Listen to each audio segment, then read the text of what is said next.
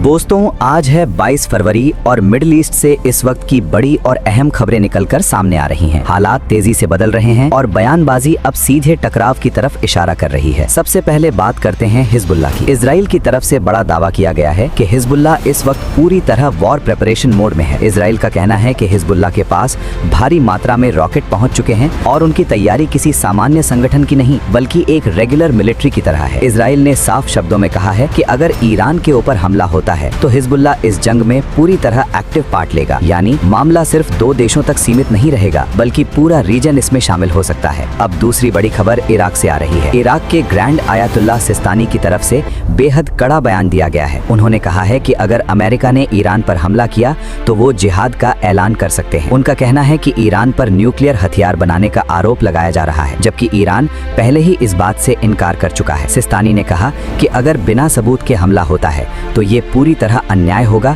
और इसका जवाब दिया जाएगा। ये बयान आने के बाद पूरे मिडिल ईस्ट में हलचल तेज हो गई है। अब बात करते हैं अरब देशों की। सऊदी अरब, जॉर्डन, सीरिया और लेबनान समेत कई देशों ने अमेरिकी बयान पर नाराजगी जताई है। दरअसल अमेरिका के एक एनवॉय माइक काबे का एक इंटरव्यू वायरल हुआ, जिसमें उन्होंने कहा कि अगर इजराइल अपना बॉर्डर बढ़ाता है और मिडिल ईस्ट की दूसरी कंट्रीज को अपने अंदर शामिल करता है तो उन्हें इससे कोई दिक्कत नहीं है। इस बयान के बाद सऊदी अरब ने कड़ी प्रतिक्रिया दी है और कहा है कि इतनी जिम्मेदार पोस्ट पर बैठे व्यक्ति को इस तरह का बयान नहीं देना चाहिए। उनका कहना है कि ऐसे बयान इजराइल को और आक्रामक बना सकते हैं। दोस्तों, सवाल अब ये उठता है कि क्या ये सिर्फ बयानबाजी है या आने वाले दिनों में कोई बड़ा सैन्य टकराव देखने को मिलेगा। मिडिल ईस्ट पहले ही कई मोर्चों पर तनाव झेल रहा है। गाजा की स्थिति, लेबनान बॉर्डर की हलचल और अब ईरान को लेकर बढ़ती बयानबाजी, ये सब मिलकर हालात को और संवेदनशील बना रहे हैं। अगर ईरान पर हमला होता है और हिजबुल्लाह खुलकर मैदान में आता है तो ये सिर्फ एक देश की लड़ाई नहीं रहेगी, पूरा क्षेत्र एक बड़े संघर्ष में बदल सकता है। फिलहाल दुनिया की नजरें अमेरिका, इजराइल और ईरान पर टिकी हुई हैं। आने वाले कुछ दिन